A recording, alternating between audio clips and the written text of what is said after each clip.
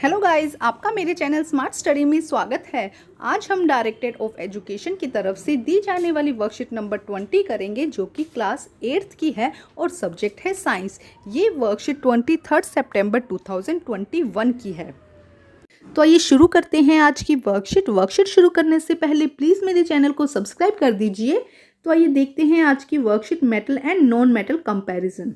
We have learn and compared physical properties of metal and non metals. बेटा पिछली worksheet में हमने physical properties of metal and non metal के बारे में देखा था। हमने मेटल एंड नॉन मेटल की फिजिकल प्रॉपर्टीज का कंपैरिजन किया था और बहुत अच्छे से समझा भी था। आज हम देखेंगे उनकी केमिकल प्रॉपर्टीज। देखिए, today we will do the revision by the comparing chemical properties of the metal and non metal. आज हम केमिकल प्रॉपर्टीज देखेंगे मेटल एंड नॉन मेटल की और उसका कंपैरिजन भी करेंगे और एक रिवीजन करेंगे, क्योंकि ये सब हम पहले कर चुके हैं पहले की वर्कशीट में। आज की वर्कशीट में और कल की वर्कशीट जो हमने पिछली वर्कशीट की थी उसमें हमने रिवीजन किया है। तो आइए देखते हैं आज की worksheet. Properties metal and non metal. Reaction with oxygen. Metal react with oxygen and produce metal oxide. जब मेटल की रिएक्शन, जैसे कि मेटल की रिएक्शन Mg की रिएक्शन मैग्नीशियम की रिएक्शन ऑक्सीजन के साथ करवाई जाती है, तो क्या बनता है?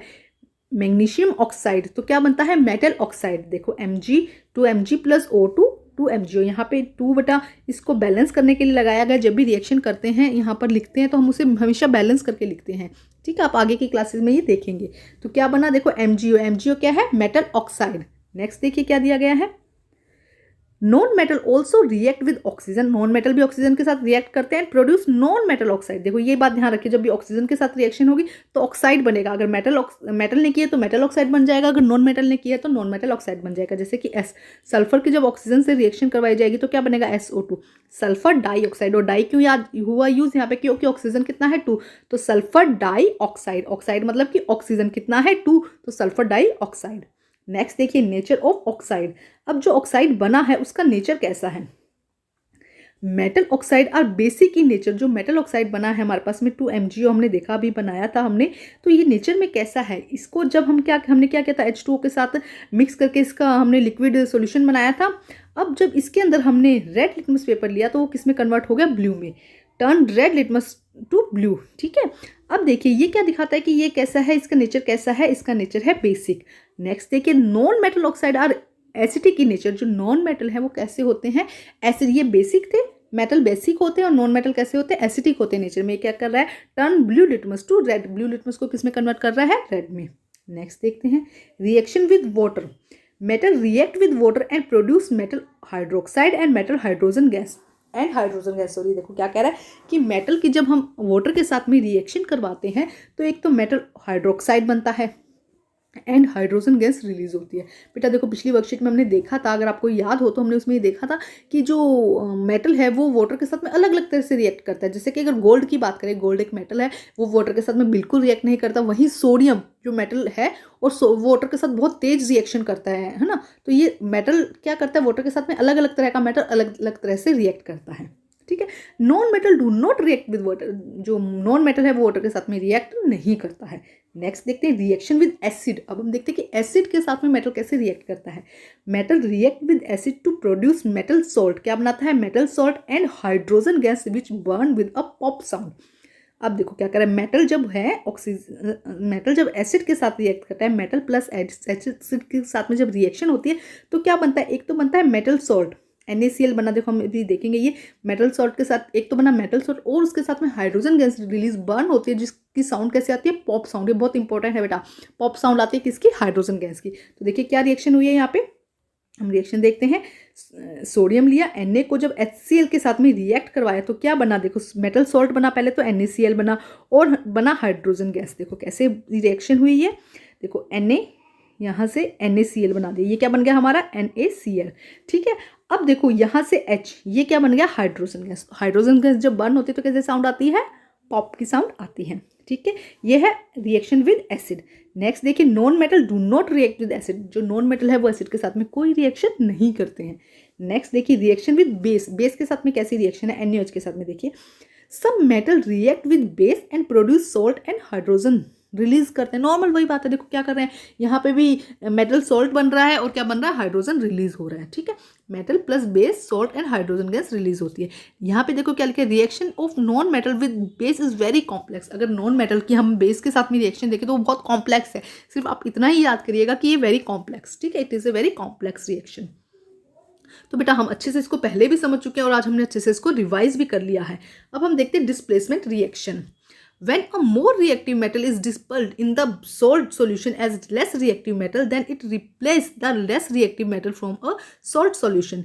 Example, zinc metal is placed a copper sulfate solution. It displaces the less reactive metal copper from the solution salt solution copper sulfate.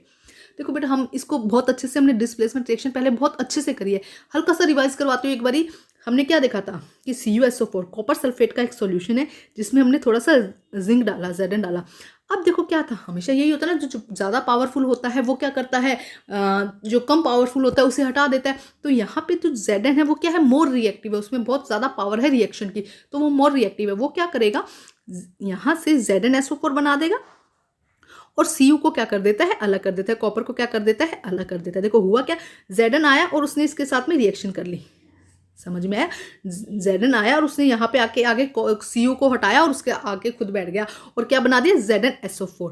और Cu बेचारा कम पावरफुल है ना, उस लेस रिएक्टिव है, वो जाके अलग साइड में हो गया। ठीक है, तो एक्चुअल में ऐसे ही होता है ना, जो ज़्यादा पावरफुल होता है वो अपनी रिएक्शन कर लेता है या वो अपनी जगह ले लेता है और दूसरे को हटा देता है। तो Cu यहाँ पे कमजोर था तो वो हट के अलग हो गया। तो हमने ये बहुत अच्छे से समझा बेटा। इसमें देखो और क्या था, हमने पढ़ा था कि Zn सबसे ज़्यादा पावरफुल है, उसके बाद है Fe आयरन एंड नेक्स्ट है कॉपर Cu, है ना। ये हमने देखा था सीक्वेंस की Zn सबसे ज़्यादा पावरफुल है, वो हर किसी को हटा रहा था, वो Fe को भी हटा रहा था, Cu को भी हटा रहा था। Fe Cu से ज़्यादा पावरफुल है एंड Cu क्या है, सबसे कमजोर है बेचारा। अगर जुड़ कुछ नहीं है तो वो जुड़ जाएगा और अगर उससे ज़्यादा पावरफुल आएगा तो वो हटकर अलग हो जाएगा। ठीक है स्टूडेंट, अब हम करते हैं इसके question answer. What happen when a metal react with N acid, give one example. तो देखो यहाँ पे एसिड के साथ रिएक्शन दी गई है। देखो ये रहा आपका फर्स्ट का answer, metal react with acid to produce metal salt and hydrogen gas which burn with a pop sound. Metal acid, ये पूरा एग्जाम्पल Na+HCl NaCl ये लिख देंगे, तो ये हो जाएगा आपका फर्स्ट का आंसर। अब हम करते हैं question number 2। How will you confirm that oxide of metal are basic in nature, कैसे कन्फर्म करेंगे जो मेटल के ऑक्साइड है वो नेचर में बेसिक है। तो यहाँ से आ जाएगा बेटा answer number 2, metal oxide are basic in nature because it turn red litmus to blue. ये क्या करता है, रेड लिटमस को ब्लू में कन्वर्ट कर देता है। ठीक है, ये हो जाएगा सेकंड का आंसर और इसके साथ एग्जांपल भी दे दीजिएगा बेटा। ठीक है, लिख दीजिएगा metal oxide are basic in nature, it turn red litmus to blue. ठीक है, ये सेकंड का आंसर हो जाएगा।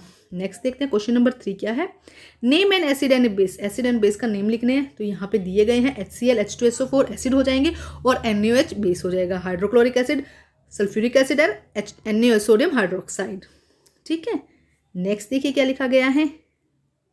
नेक्स्ट है question number 4, differentiate between metal and non metal on the basis of the chemical properties. Chemical properties पे आपको क्या करना है, डिफ्रेंशिएट करना है। तो पूरी वर्कशीट दी गई है बेटा इससे रिलेटेड आपकी, तो सारे के सारे पॉइंट शुरू से लेके लास्ट तक आप यहाँ पर लिखेंगे। ठीक है, नेक्स्ट देखते हैं next question, 5th question, which gas burn with a pop sound. बताइए बेटा, ये आप कमेंट करिए, अभी वीडियो को पॉज कीजिए और कमेंट कीजिए कि कौन सी गैस है जो पॉप साउंड के साथ में रिलीज होती है। बताइए बर्न कौन सी गैस होती है।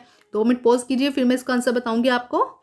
हाँ जी, कौन सी गैस है, हाइड्रोजन गैस। तो 5th का आंसर क्या हो जाएगा, हाइड्रोजन गैस। अब सब देखते हैं किन किन बच्चों ने सही बताया है। ठीक है स्टूडेंट, तो कौन सा 5th का आंसर क्या हो जाएगा, हाइड्रोजन गैस कैसे साउंड के साथ बर्न होती है, पॉप साउंड के साथ। तो बेटा आज की वर्कशीट कंप्लीट होती है। वर्कशीट कंप्लीट करके अपने टीचर से चेक कराइए और प्लीज़ मेरे चैनल को लाइक कीजिए, सब्सक्राइब कीजिए और शेयर कीजिए। Thank you students.